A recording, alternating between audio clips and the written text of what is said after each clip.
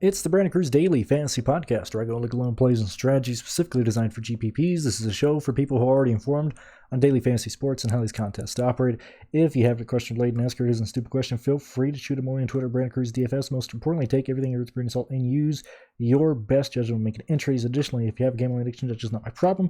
Check your sense of feelings at the door. We're looking at the Las Vegas race in the Xfinity Series, the second time they've been here this year. And really, as I said in the Truck Series video, the last real racetrack NASCAR will visit this entire year. Because for Xfinity, you go here, okay, real track. You go to Talladega, which I could argue is the real track. That's real racing, but not very data-driven. You go to Charlotte Road, okay, whatever. Texas is a single-lane racetrack to where everything's decided on the restarts. If you don't make positions within the first 4 turns, that's where you're going to be riding. I guess I do go to Kansas, but I feel like you can pass more at Las Vegas. You can actually take different lines. And so Martinsville is a short track, Phoenix is a short track. So really, I guess throw Kansas in there. But I think Las Vegas is really the end-all, be-all of where your intermediate track program has been the entire year. If you got data to support where you're going to run, that's probably where I'm going to project you to finish. And that's probably what I'm going to project you to do. So let's go ahead and kind of start by jumping in here. I would advise you go check out the Truck Series video because this is probably going to be shorter. I won't go on as many discussions and talks, but as I said in the Truck Series, and as I kind of just said there, like this is a week where I think it's worth looking into lap by lap data. I think you really should do that. Get it at racetheprize.com. Read it very easily, understand it very easily. But really, that's what I'm doing here, and so I'm just kind of gonna just start ranking these guys here. I already got the projections kind of done. I already know where I want to go, and things may change between now because I'm recording it Wednesday, around noon, and the race is Saturday. So things might change over the next couple of days. You might see my projections change on Patreon by the time they end up being uploaded. But right now, I'm pretty sure on where I want to go with everybody here. And so right now, I like Cindric. I like Cindric a lot. AJ Allmendinger is 9,800, pretty cheap. Compared to, Cindric, Gibbs. My only issue is that, AJ Allmendinger really didn't kill the last race here in Las Vegas. When we look back at his DraftKings points, sure, he had 82. He had 11 lap-led points, 16 fast laps, but he had 9 place differential points, and I think that's really what pushed him to getting there. He won the race, but he didn't really kill the field. It was more of a Hemrick race. I know AJ Allmendinger got more fast laps late in that race, but I think it was more of a Cindric and Hemrick race. And Allgaier or AJ Allmendinger got out there a bit late, took over a bit late, and I just like Cindric more this weekend. You can make arguments for Allmendinger, but I like Cindric more. We're going to leave him in the pool. I think we do need to consider him. Allgaier. I'd much rather go to Cindric than Allmendinger. I'm going to leave him in there as well. I would much rather go to Cindric over these two guys. Excuse me, I should have got this drink before, but oh well. As we look at Justin Haley, I'm a bit concerned that he kind of falls back to 6th place in this race, kind of gets stuck there, maybe running in 5th, I'm sure he'll siphon off a few fast laps, but probably not going to be a priority for me in this one here. Same thing with Harrison Burton. I'm just not going to do it. I don't see Harrison Burton really moving up a ton. The guy that I see that is Gibbs and Hemrick, and it's I don't mean to like the same guys each and every week. This whole year, I've kind of been overweight on Ty Gibbs. Sometimes it works, sometimes it haven't. Same thing with Hemrick. I've played Hemrick nearly every week this year. But, Hemrick has been able to cycle fast laps off. He's been leading a lot lately. Obviously, the races are not paying out for him, but with the speed that Joe Gibbs has in this car, the speed that Hemrick has, and how comfortable he looks in this car, and the fact that he's gaining the lead one way or another on pit road, under green. Like, Hemrick is getting out and leading laps, getting fast laps this entire year. It's going to be hard to fit these three guys in a lineup. Don't know if I'm necessarily going to do that, but I like Hemrick. I like Hemrick to get laps led and fast laps. I like Gibbs to get fast laps and laps led. I like Cindric to get fast laps and laps led. I'm probably going to prioritize two of these guys in most lines. Because of that, probably not going to go to Brandon Jones. Look, he's a fringe top 10 car this year. We were expecting him to almost move into a role of being, a top 5 car this year, but it seems like he's almost regressed as the field has progressed. That's not even a saying. What the hell am I doing? I'm not a rapper. Act like I didn't say that in that way. But you know what I mean? Like, Jones just hasn't been there. Noah Gregson, 7th place driver, man. 7th, 6th, 5th, somewhere around there. That's a ceiling. He has to get the lead under pit road. And that is one thing I got to look at. I got to look at the stupid pit road. Who has pit box number 1? Throwback to the real gang who was watching us early in the year when Pierce and I spent 2 hours trying to figure out why the first pit box is the worst, because it's oily and slick. Is there another reason?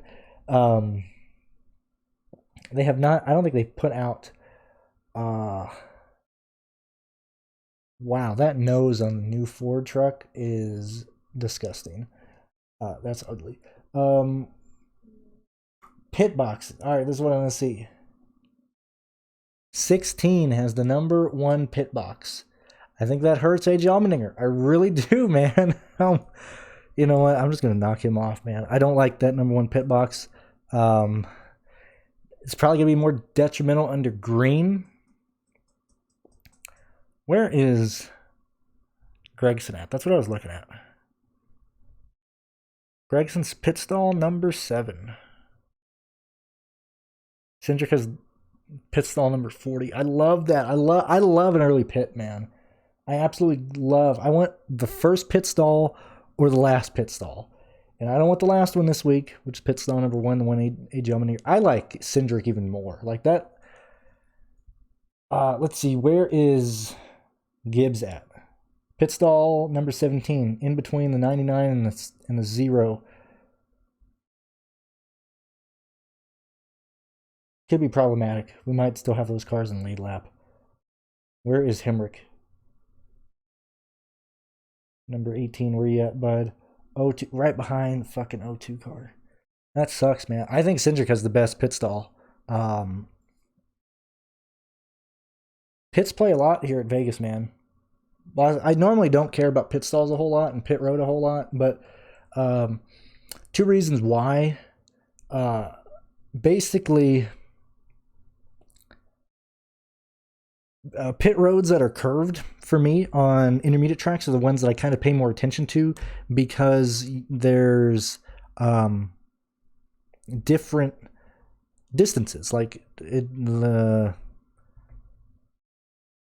trying to think, because it's not a full circle, but the radius of the corner.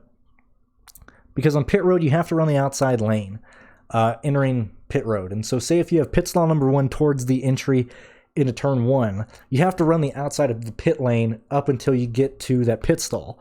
And because the pit road is curved, the cars that pit sooner not only have an earlier pit, they run a shorter distance. It's like Talladega. If you look at it in a sense of talking about Talladega, if you run the high line around Talladega, you technically run a farther distance than the inside line runs. On a pit stall or on a pit lane that is curved, you want an earlier pit, because once you're leaving pit road, you don't have to jump up all the way to the outside. They want you to, but you can say, oh, well, I got stuck on the inside, somebody was passing me, or something. Like, it's a quicker line to pit early on a curved pit stall or on a curved pit road than to pit late, because you just have more distance to travel.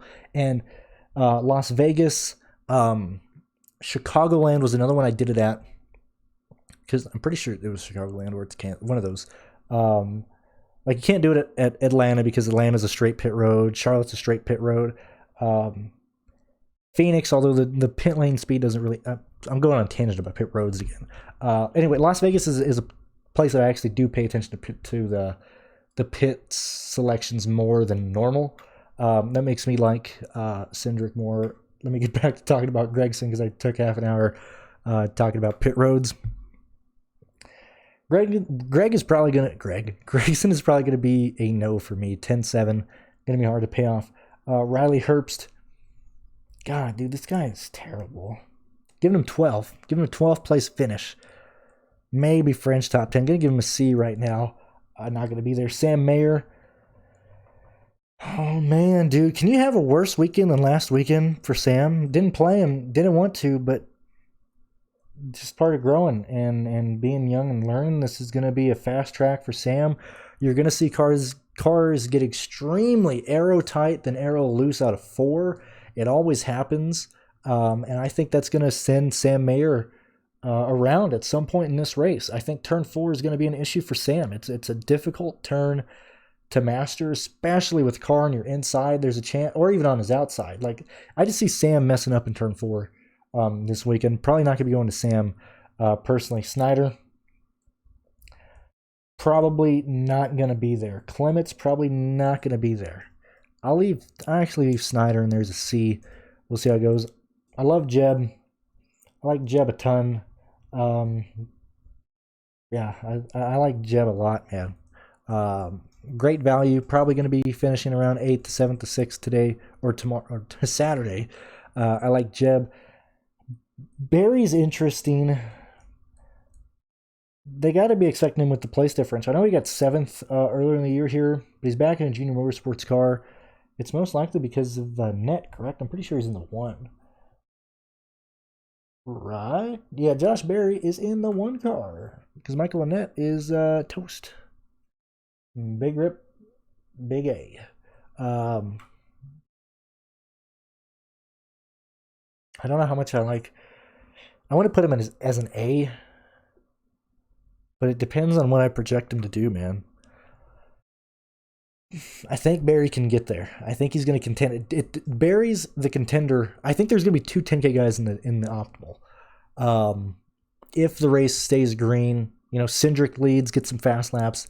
Gibbs leads, get some fast laps. If Gibbs fails to be optimal, there's a good chance Barry is optimal. I like Barry quite a bit. Looking at Brandon Brown.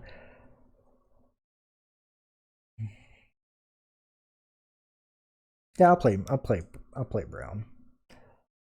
Alex LeBay. So LeBay, Graf, Earnhardt, Preferred, Perkins, even Lupton, Vargas. I'm gonna have my final projections are gonna show who I like more in this range. So right now, I'm gonna be giving most of these guys Bs, or at least those guys that I kind of mentioned in the 5 and 6K range, just because right now I think they're all viable. Once I really dig down and project who I like in this range, I'll probably know better. Actually, gun to my head, probably going to be a C for LeBay. Williams is going to be a no. Martins is going to be a C. Siggy's going to be a B. Once we get here, man, I hate all these guys, man. I'm going to put them all as C's right now. I can't make heads or tails. Probably going to like Lupton a ton. Lupton's probably going to be the best play in the 5K range. I got to get these projections done here because I right now I have them projected to be very similar, and I know I'm not going to have all these guys in the player pool right now. Same thing with Weatherman. Just depends on what I do. You already know, like I can't stop playing Brett Moffitt, man. Can't stop playing Brett Moffitt or Ty Dillon. Man, I got that's my addiction, man. My strange addiction. What do? Oh, you eat deodorant? Oh, I keep playing Brett Moffitt every weekend. That's my addiction. Probably gonna be a no on Massey or Mills. Vargas, probably gonna be a no. I mean, see, the issue here with these guys is Perkins can finish 18th. Vargas can finish 24th. Lupton can finish 14th. Earnhardt can probably stay around 25th, but I got to keep all these guys in there right now. I can't make heads or tails. I got a couple days to decide what I want to do here. I can't lean a certain way. Spencer Boyd going to be, I know Spencer Boyd's a no for me for sure. I like Yaley a lot. I think he's underpriced. This is back where I can give Yaley an 18th, 15th place finish. I think he's going to perform well here. Matt Jaskal, hometown hero. Let's see. Probably going to be in one of the real cars for NBA Motorsports. Got to consider him as well. Probably going to lean more to a B for him. Gun to my head, trying to choose between these guys. It's going to be Perkins. Going to be Matt. Going to be Lupton. Those would probably be the three guys I'd focus on in the 5K range. I'll keep Weatherman in there as well. Let's put Fs around these guys. Let's try and give you as much help as I can, or as much opinion as I can. Carson Ware in the 52 car for Jimmy Means. Jimmy Means, if you don't pay attention to Xfinity, if you don't care about the team's money, I understand, but and you can go, this is probably going to be a while once you get past all the anime memes and all the other crap I like on Twitter. Jimmy has been talking about for like last month and a half, like, man, we need sponsorship money. I need sponsorship money. Blah, blah, blah. We need points. This is a I swear to God, this is going to be a Rick Ware car with the 52 on it. Jimmy Means is just needing points right now, and Rick Ware, the monopoly of racing right now. I would argue that Rick Ware's involved in everything, man. Pinty Series, 24-hour or endurance racing, IndyCar, like Rick Ware has some money. They're getting there. They're going to be a prime contender for a championship run one day. And they have more money than they know what to do with. And Carson Ware wants to drive. I'm sure they went to Jimmy and be like, hey, Jimmy, how about this? What if we give you the car? We'll give you Carson Ware. We'll give you the money. Let's just borrow your car number. Then you get points. You get ownership points. You get owner points. Carson Ware gets to drive. I get to have whatever sponsor I want on there. And it's a win-win all around. So this is a real car. And we've seen that when Spencer Boyd was in this, he was bringing a real deal Mcleod to the track. Man, my voice just cracked there. At Daytona, Daytona. You know, they blew a motor. Bristol, they had another issue, but I mean, they're bringing sponsor cars to the track. Jimmy Means is a whore for money right now. He's whoring it out. He's like, yo, man, I can't think of a joke right now, but he's whoring it out. I like Carson Ware a lot. I like him more than Bailey Curry. Landon Castle's interesting as well. So Castle is in the car. Where you at, Castle, buddy boy? Is in the 4 car.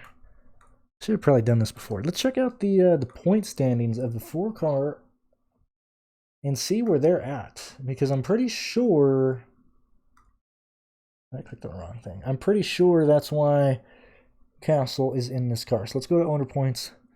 Check out where the 4 car is in the standings. So the 4 car. Bro, where is the 4 car? Bro, where is the 4 car? Bro, where is the 4 car? I'm blind. Where is this car at? And owner points. 32nd. This car is 32nd in points. Getting down to the end of the year. I mean, this car is needing points. The 99 for BJ Mcleod needs points. The 61 needs points. 47 needs points. 07 needs points. 15 needs points. 90 needs points. 78 needs points. 05 needs points. Like, this is the point in the season to where these backmarker cars are actually racing for something. I like Castle to probably end up around 26th, 25th in that type of area. I don't mind him at all. I like Castle this weekend. Probably not going to go to Star. Ow. BJ Mcleod is in, where you at, buddy? He's in the 99 car. I actually just said, the 99 needs points. He was getting points for the 90 car, the DGM car, these last couple weeks. Now he's in his own. The 99 car needs points here.